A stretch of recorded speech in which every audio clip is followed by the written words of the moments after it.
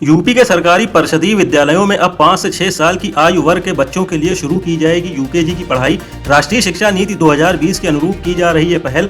Basic शिक्षा विभाग ने विद्यालयों में यूकेजी के लिए शासन को भेजा प्रस्ताव। यूपी की योगी सरकार के सहयोग से राज्य के 62 जिलों में 450 अत्याधुनिक कंबाइंड हार्वेस्टर किसानों को कराए गए उपलब्ध। इन आधुनिक यंत्रों से किसानों को फसल कटाई में होने वाली अतिरिक्त मेहनत से मिलेगी राहत और फसलों की क्षति भी काफी हद तक होगी कम। मोदी कैबिनेट ने आगरा में अंतर्राष्ट्रीय आलू केंद्र की स्थापना के प्रस्ताव को दी हरी झंडी। सीएम योगी ने जताया पीएम का आभार। सीएम ने कहा, देश के सबसे बड़े आलू उत्पादक राज्य यूपी में इस केंद्र की स्थापना खेती को तकनीक से, अन्न को अनुसंधान से और किसान को नवाचार से जोड़ने वाली सिद्ध होगी। नोएडा में 15,000 लोगों को मिलेगा रोजगार। 417 करोड़ की लागत से बनेगा इलेक्ट्रॉनिक क्लस्टर। 200 एकड़ में इस क्लस्टर का होगा फैलाव, जिसमें 2500 करोड़ रुपए का होगा निवेश और 15,000 रोजगार के अवसर पैदा होने की है उम्मीद। यूपी को इलेक्ट्रॉनिक्स मैन्युफैक्चरिंग का हब बनाना है इसका उद्देश्य। अंतर्राष्ट्रीय क्रिकेटर रिंकू सिंह अब शिक्षा क्षेत्र में अपनी नई पारी की करने जा रहे हैं शुरुआत। यूपी सरकार ने उन्हें अंतर्राष्ट्रीय पदक विजेता सीधी भर्ती नियमावली 2022 के तहत जिला बेसिक शिक्षा अधिकारी पद पर नियुक्त करने की प्रक्रिया की शुरू। इस संबंध में बेसिक शिक्षा निदेशक की ओर से जारी किया गया पत्र। संभल में पूरी तरह से गिराई गई सरकारी जमीन पर बनी रजा ए मुस्तफा मस्जिद, 40 फीट ऊंची मीनार भी की गई ध्वस्त। इस दौरान प्रशासन ने बुलडोजर के साथ साथ हाइड्रा मशीन का भी किया इस्तेमाल। वहीं मीनार गिराने से पहले सुरक्षा का रखा गया खास ख्याल। प्रयागराज में चंगाई सभा के जरिए कथित मतांतरण और विदेशी फंडिंग के मामले में शुरू हुई जांच। पुलिस ने मुख्य आरोपी अनिल बिंद समेत 4 लोगों को किया गिरफ्तार। साथ ही उनके बैंक खातों और आय के स्रोतों की भी की जा रही जांच। ये लोग गरीबों को पैसे और रोजगार का लालच देकर कराते थे मतांतरण। बरेली में हैदरी दल का एक और सदस्य रियाजुद्दीन गिरफ्तार। अफवाह और धार्मिक उन्माद फैलाने की रचता था साजिश। महिलाओं से अभद्रता करता था आरोपी रियाजुद्दीन और फैलाता था अफवाह। उसके मोबाइल में मिला आपत्तिजनक वीडियो और हैदरी दल नाम से सोशल मीडिया ग्रुप। महिलाओं और बच्चों के पुनर्वास की ओर मजबूत प्रयास करने के लिए योगी सरकार का सराहनीय कदम।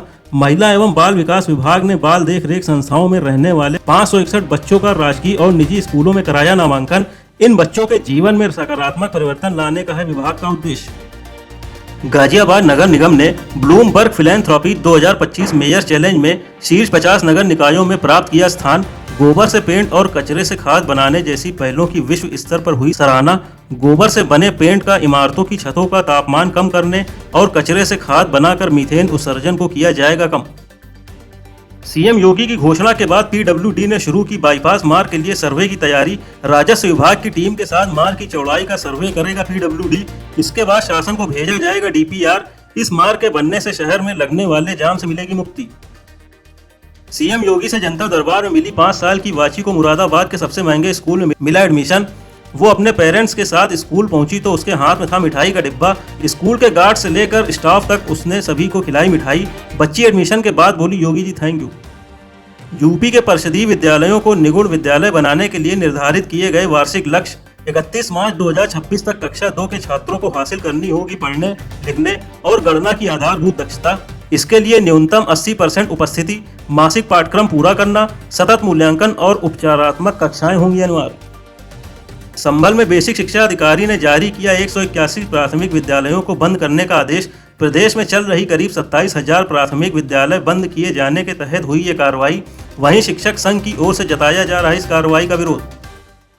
काशी में 3 दिवसीय रथ यात्रा मेले की शुक्रवार से होगी शुरुआत। इसके लिए ट्रैफिक पुलिस की ओर से रूट डायवर्जन की व्यवस्था की गई लागू। इस दौरान रथ यात्रा की ओर वाहनों की एंट्री रहेगी बैन। वहीं एडीसीपी ट्रैफिक ने आमजन से रूट डायवर्जन की व्यवस्था का पालन करने का किया अनुरोध। औरैया में मोरों की मौत के बाद पशुपालन विभाग ने एक बीमार मोर का सैंपल लेकर भेजा बरेली। वन विभाग ने की 7 मोरों की मौत की पुष्टि, जिसमें पेट के कीड़े और हीट स्ट्रोक का बताया गया कारण, जबकि ग्रामीण 40 मोरों की मौत का कर रहे दावा। फिलहाल अब नियंत्रण में बताई जा रही स्थिति। बरेली में बीडीए की टीम ने लंबे समय से फरार चल रहे गो तस्कर जुबैर उर्फ पाया के घर और होटल पर चलाया बुलडोजर। आरोप है कि आरोपी ने अपराध से की गई कमाई से इन भवनों को किया था खड़ा। पुलिस के मुताबिक जुबैर के खिलाफ जिले के कई थानों में दर्ज हैं 10 से ज्यादा केस। गोंडा में गोकशी मामले में मास्टरमाइंड रफीउल्लाह को पुलिस ने किया गिरफ्तार। हाई कोर्ट से अरेस्ट स्टे लेकर घूम रहे आरोपी को गैंगस्टर एक्ट में भेजा गया जेल। पुलिस को आरोपी के पास से प्रतिबंधित पशुओं के अवशेष और गोकशी के उपकरण हुए थे बरामद। मुकदमा दर्ज होने के बाद से फरार था रफीउल्लाह। भारतीय एस्ट्रोनॉट शुभांशु शुक्ला सहित 4 एस्ट्रोनॉट आज शाम को पहुंचेंगे स्पेस स्टेशन। इससे पहले इस मिशन के क्रू ने स्पेसक्राफ्ट से की लाइव बातचीत। इस दौरान शुभांशु ने कहा, नमस्कार फ्रॉम स्पेस, मैं एक बच्चे की तरह सीख रहा हूँ कि अंतरिक्ष में चलना और खाना कैसे होता है। भारत के तेज गेंदबाज हर्षित राणा को इंग्लैंड के खिलाफ 5 टेस्ट मैचों की सीरीज के दूसरे टेस्ट से पहले टीम से किया गया रिलीज।